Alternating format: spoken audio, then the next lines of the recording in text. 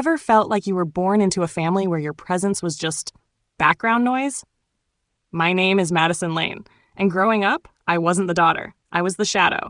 Spokane, Washington, summer of 2003. At just 10 years old, Madison already knew how loud silence could be. In that faded 2-story house with peeling paint and a yard no one mowed, she was invisible. Not metaphorically. Literally, conversations flowed right past her. Birthdays felt like afterthoughts. Her name wasn't forgotten, it was ignored. Blake Lane, her older brother, was the son her parents orbited around. Quarterback at Jefferson High, class president, golden boy charm turned up to max. At dinner, their mom beamed every time he spoke. Their dad practically clapped at his jokes. Madison? She passed the mashed potatoes. The worst part wasn't the absence of attention. It was when she tried to speak. Madison, hush, Blake's talking. They'd snap. Always Blake. Always louder. One winter afternoon, age 13, she sat curled in a stiff leather chair at Dr. Harris's office. Her school therapist didn't mince words. Madison isn't withdrawn. She's ignored. Her mom laughed it off. Her dad checked his watch. Blake waited in the car, cradling his MVP trophy. That day, Madison realized no one was going to see her, unless she forced them to look. She didn't know it yet, but she was about to discover a world where logic ruled. Silence had power, and no one could take credit for what she'd built with her own 2 hands. And it all started with one dusty flyer taped to a hallway wall. Some kids find church, others find sports. Madison Lane found salvation in a dusty classroom, a broken keyboard, and a blinking cursor. She was 15 when it happened. The moment her world shifted. It wasn't loud, no applause, no cheering crowd, just a crumpled flyer on the hallway bulletin board that read, Computer Science Club, Room 12, Thursdays after school. No one invited her, no one expected her, but she showed up anyway. And from that day on, she never missed a single meeting. Room 12 wasn't glamorous. Peeling walls, buzzing fluorescent lights, the smell of old plastic and warm circuitry. But for Madison, it felt like home. She sat next to kids who spoke in code like it was a second language, kids who'd rather debug than gossip. And for the first time, she didn't have to fight to be seen. The code saw her. She rebuilt ancient PCs using junkyard parts, wrote her first program, messy, broken, beautiful. Created a simple game where the character kept jumping off cliffs until she fixed the logic. And when she finally got a clean compile and the screen read Hello World, it felt like the world was actually answering back. One Thursday, Mr. Rivera, the club advisor, pulled her aside. "You've got something special, Madison," he said. "Don't ever let anyone shrink you to fit their story." From that moment on, she knew. This was her story. Her code. Her world. And she wasn't going to let anyone erase her from it again. They didn't laugh because she had big dreams. They laughed because they never thought she'd leave. At 17, Madison Lane applied to 9 colleges. Her parents didn't ask where. They were too busy celebrating Blake's acceptance into UCLA. She didn't need them to ask. She had a plan. And a full-ride scholarship to the Boston Institute of Technology, one of the top CS programs in the country. She packed quietly, booked a one-way flight, and left with one suitcase, a borrowed laptop, and a silent vow. I'll never come back the same girl. Boston was colder than Spokane, in temperature and temperament. Madison worked nights at a diner, studied by day, and spent every spare second in the campus library surrounded by blinking screens and half-eaten noodles.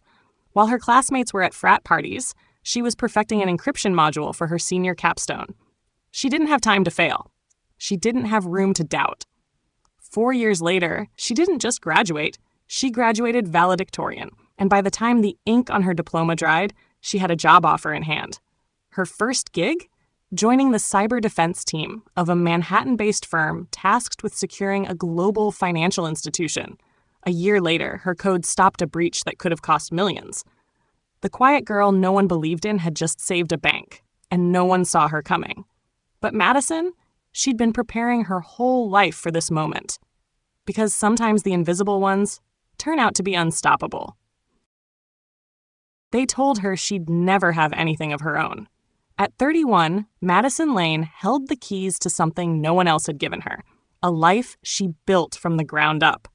It sat in the heart of Soma, San Francisco, 2 bedrooms, exposed brick walls, floor-to-ceiling windows, and a balcony that caught the sunset just right.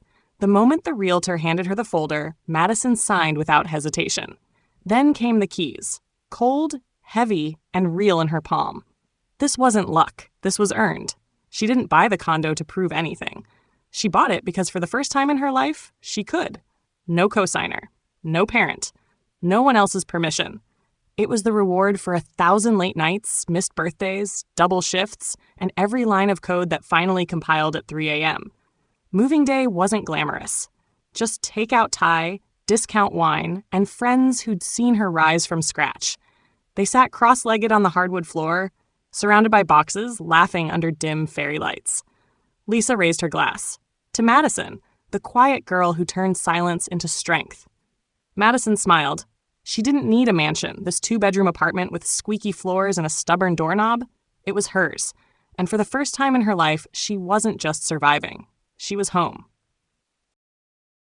You spend years teaching yourself not to care. Then one call pulls the past back like it never left. It was a quiet Wednesday night in early December. Madison was rearranging her books in the new condo when her phone lit up. Emily, her cousin. The one person from the family she hadn't completely blocked, but hadn't heard from in years. Curious, cautious, she answered. "Hey," Emily said softly, almost like she wasn't sure she should be calling. "Your parents? They've been trying to reach you." Madison's heart didn't jump. It didn't ache. It just went still. "They want you to come home. For Christmas," Emily continued. "They've been asking around. They seem serious this time. 7 years. 7 Christmases. 7 birthdays. Not one call, not one card, not one damn text. And now, after she had built everything on her own, now they wanted her back?" She set the phone down, sat on the edge of her couch, stared at the wall like it might give her an answer. The memories didn't knock. They broke the door down. The cold stares. The one-sentence conversations. Blake at the center. Madison on the margins. She didn't cry. She didn't rage. She just whispered to herself, "Fine, I'll go." Not for them, not for closure, but so they can finally see who they left behind. She thought success would change the way they saw her. Turns out they were never really looking. Madison drove 6 hours through snow and silence, her car filled with hand-picked gifts wrapped in neutral-tone paper and tied with twine. Not flashy, not loud, intentional, thoughtful, exactly what she'd always wanted but never received. She pulled up in front of the house she grew up in. There, the siding more faded than she remembered, the bushes untrimmed, the porch light flickering like it too was tired of pretending. She took a breath, rang the doorbell, footsteps. The door creaked. Her mother stood there, blinking like she'd seen a ghost. "Madison?" she whispered. "It's really you?" A stiff hug, a once-over glance, no warmth, just audit. Madison stepped inside, arms full of carefully chosen gifts. The living room went silent, heads turned, not in awe, but in judgmental surprise. "Is she wearing slacks?" someone murmured. "She looks like she's headed to a board meeting," another chuckled. She looked down. Black tailored pants, wool coat, cashmere scarf. Simple, clean, quiet luxury. But to them, still too much. Then Blake emerged from the kitchen like a celebrity entering a room. "Everyone, this is Mia, my wife. And guess what?" He gestured at her baby bump. "We've got a little one on the way." Madison smiled politely. "Congratulations," she said. Blake smirked. "And you? Still doing tech stuff? Still working out of some basement somewhere?" Laughter rolled. Casual, sharp, expected. Madison's reply was calm, smooth, and surgical. "Pretty close, except the basement has a balcony now, and a deed with my name on it." She didn't flinch. She didn't need to prove a thing. She was home. But this time, she wasn't the girl they left behind. She was the woman they never saw coming.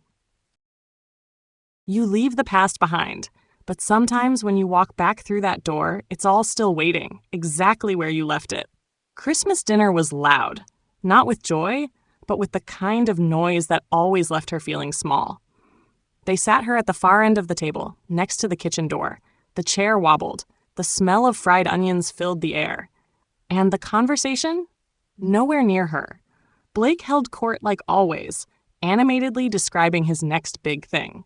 An app that would revolutionize the finance world. Madison sipped her water, biting back a smirk.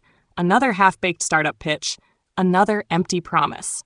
And of course, another plea for funding coming soon. Before dinner, Aunt Sandra pulled her aside. "So, sweetie, you're still doing computers?" "I develop software," Madison replied, politely.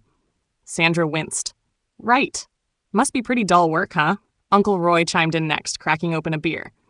"If that tech gig doesn't work out, my diner's hiring dishwashers. Honest work, pays minimum wage." Madison gave a tight smile. "Thanks, Roy. I'm good." After dessert, her mother came over, holding a thin blanket. "Blake's using your old room as his office now. You'll be on the couch, all right?" Madison didn't argue, didn't flinch. She just nodded, because deep down she already knew. This house was never really hers, but this time she wasn't shrinking to fit the space. She was just observing, silently, and soon they'd learn. You can't overlook someone who's already outgrown your world. They forgot her gift, but what she gave herself, no one in that room could have ever wrapped. Independence and a 6-figure mic drop. Christmas morning. The living room buzzed with paper ripping and fake enthusiasm. Blake and Mia were the stars of the show, tearing through a pile of luxury gifts like kids in a catalog. Designer bag, imported stroller, organic cashmere onesie, applause, laughter, the usual. Then it was time for Madison's gifts to be opened. She had chosen each one with care, a rare perfume for her mom, a sleek wool scarf for her dad, a signed first edition for Blake. Everything wrapped neatly, thoughtfully. Murmurs of wow and this is nice floated around. Then, silence, because it was her turn. Everyone looked around, empty-handed. "Oh no," her mom exclaimed, just a bit too loud. "We forgot to get something for Madison." Blake laughed, full volume. "Just like when we were kids. Hey, at least you're not crying this time." Madison didn't laugh. She didn't flinch. She reached into her purse, pulled out a small, brushed steel keychain, and held it up. Her mom blinked. "What's that?" Madison smiled. Calm, precise. "A key to my new apartment. Closed on it last week." Dead silence, like someone had muted the holiday. Her dad leaned in. "You bought an apartment?" "With my bonus," she replied. $150,000 after taxes. Cybersecurity licensing deal. I built the framework. Bank bought it." Her mother stared. "You got a bonus that big?" "I'm a software engineer," Madison said. "Fortune 500 clients, real systems, real value." Everyone just stared. No jokes, no cheap shots. Just the cold, hard truth and the woman who owned it. And Madison? She didn't need applause. That silence was finally on her terms. It only took 3 compliments for Madison to realize they weren't proud of her. They were preparing their pitch. The tone shifted instantly. Her mother turned sugary sweet. "Sweetheart, why didn't you tell us sooner? We're so proud of you." Her dad joined in, grinning. "Our daughter, working with Fortune 500 companies? That's incredible." Even Blake faked a chuckle. "Didn't know you were playing in the big leagues. You really surprised all of us." Madison sat there silent. She had once longed for those words. But not like this, not after years of silence, not after birthdays skipped and holidays ignored. Then came the questions, not about her well-being, but about her assets. "How many bedrooms did you say?" her mom asked, tone casual. 2, Madison replied. "Close to work? Garage space? Nice view?" Their eyes gleamed with a little too much curiosity. And then Blake leaned in, all confidence and timing. "Speaking of big moves," he said, "I'm gearing up to launch that fintech startup I told you about.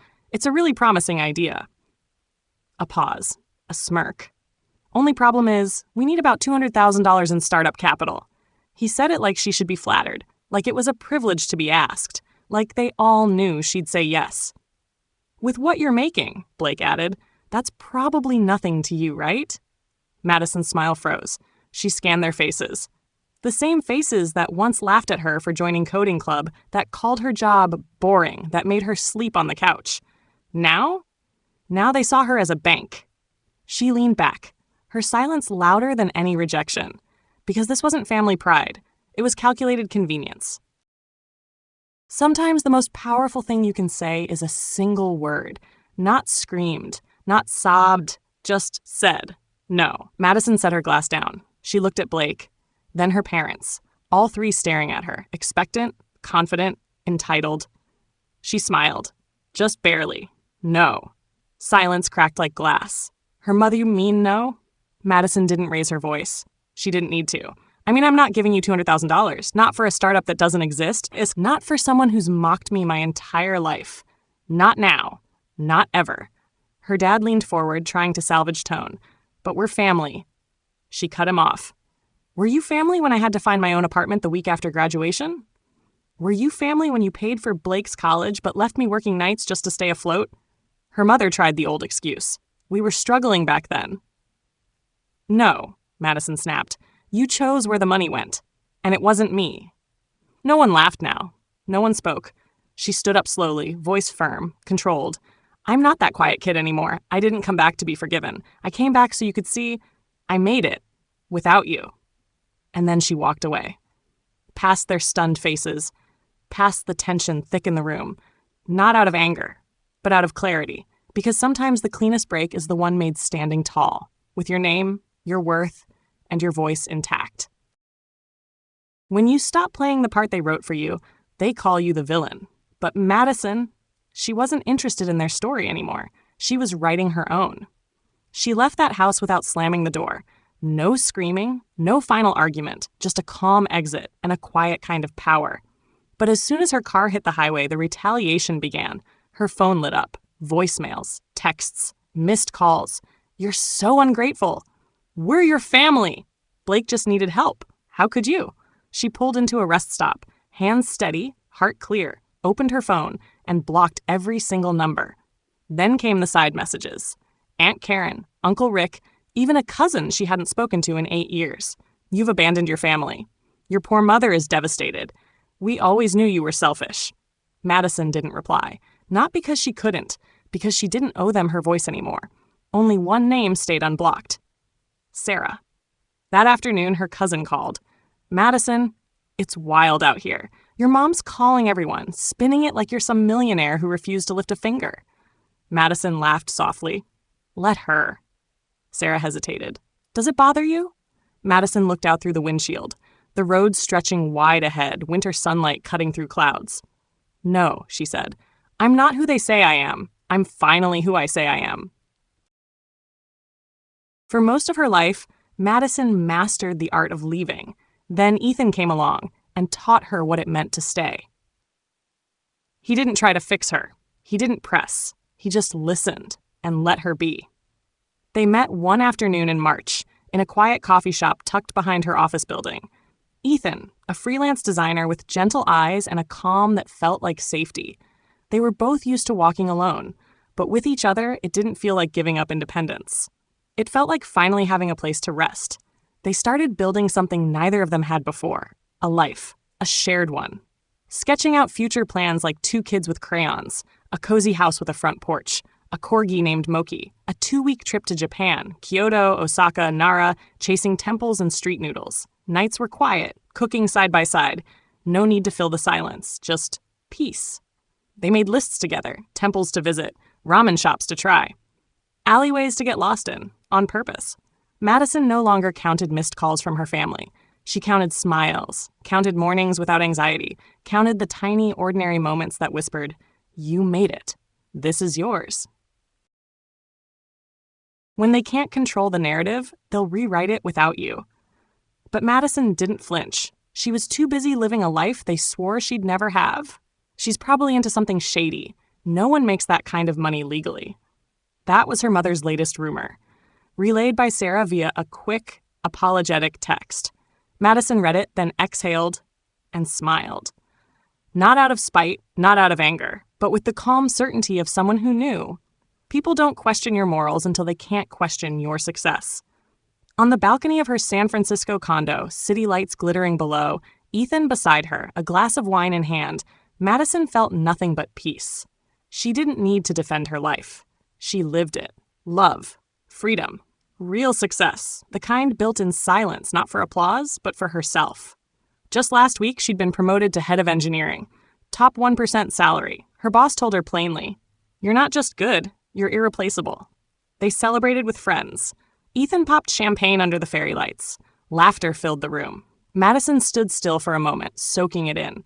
Not out of disbelief, but out of gratitude. Everything they said she'd never have, she built it.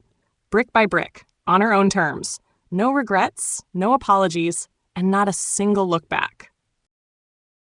If you've ever sat at a dinner table full of people and still felt invisible, this is for you.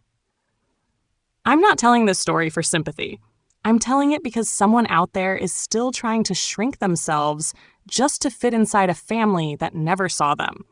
If you've ever been the weird one, if you've ever been overlooked, if you've ever wondered, maybe if I change, they'll love me. Let me say this. You don't have to change.